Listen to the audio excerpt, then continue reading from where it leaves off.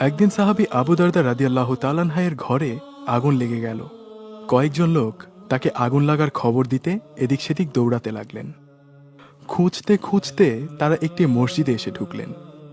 তিনি তখন মসজিদের ভেতরেই বসে আছেন। তারা তাকে উদ্দেশ্য করে বললেন, হে আবু দারদা, আপনার ঘর তো আগুনে পুড়ে গেল, আর আপনি এখানেই বসে আছেন। আবু দারদা রাদিয়াল্লাহু তাআলা আনহু তাদের দিকে তাকিয়ে খুব দৃঢ়তার সাথে বললেন, আল্লাহর কসম, আমার ঘর পুড়ে যায়নি।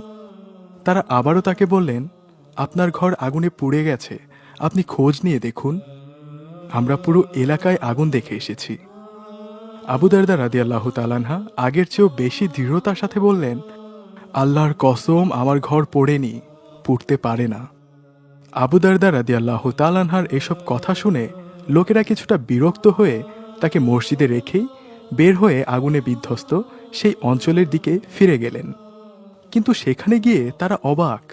পুরো অঞ্চলের বাড়িঘর আগুনে পুড়ে ছাই হয়ে গেছে, কিন্তু কিভাবে যেন শুধু আবু দারদা রাদিয়াল্লাহু তাআলা আনহু-এর ঘরটি ছাড়া।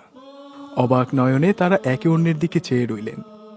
এরপর আবার ফিরে এলেন মসজিদে আবু দারদা রাদিয়াল্লাহু তাআলা আনহু-এর কাছে। এসে জিজ্ঞেস করলেন, হে আবু দারদা, সত্যি আপনার ঘর পোড়েনি? কিন্তু কিভাবে আপনি এত নিশ্চিত হয়ে বলতে পারলেন যে আপনার ঘর আগুনে পোড়েনি? তখন আবু দারদা রাদিয়াল্লাহু তাআলা আনহু বললেন, রাসূলুল্লাহ সাল্লাল্লাহু আলাইহি ওয়াসাল্লাম আমাকে একটি দোয়া শিখিয়ে দিয়েছেন এবং বলেছেন আমি যদি সেগুলো পাঠ করি তাহলে কোনো ধরনের অনিষ্ট আমাকে আঘাত করতে পারবে না। তারা জিজ্ঞেস করলেন, সেই দোয়া কি, আমাদেরকেও বলুন। তখন তিনি রাসূলুল্লাহ সাল্লাল্লাহু আলাইহি ওয়াসাল্লামের শেখানো সেই দোয়াটি বললেন, আল্লাহুম্মা ইন্নী আউযু বিকা মিনাল হাম্মি ওয়াল হুজনি ওয়াল আজমি ওয়াল কাসলি ওয়াল বুখলি ওয়াল জুবনি ওয়া গালাবাতিদ দাইনে ওয়া কাহরির রিজাল।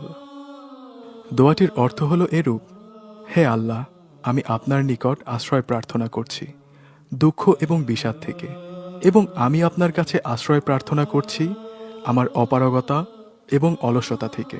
আশ্রয় প্রার্থনা করছি ভীরুতা এবং কৃপণতা থেকে, এবং আমি আপনার কাছে আশ্রয় প্রার্থনা করছি অন্য মানুষ বা ঋণ দ্বারা পরাভূত হওয়া থেকে। দোয়াটি তাদের শুনিয়ে আবু দারদা বললেন, সুতরাং আমি এই দোয়াই করি। আমি জানি এটা করলে আল্লাহ তাআলা আমাকে সব মুসিবত থেকে বাঁচাবেন। এই দোয়াটির ব্যাপারে আবু উমামা রাদিয়াল্লাহু তাআলা আনহু বলেন, আমি মসজিদে মুখ ভার করে বসেছিলাম। তখন রাসূলুল্লাহ সাল্লাল্লাহু আলাইহি ওয়াসাল্লাম আমাকে জিজ্ঞেস করলেন, কি সমস্যা আবু উমামা?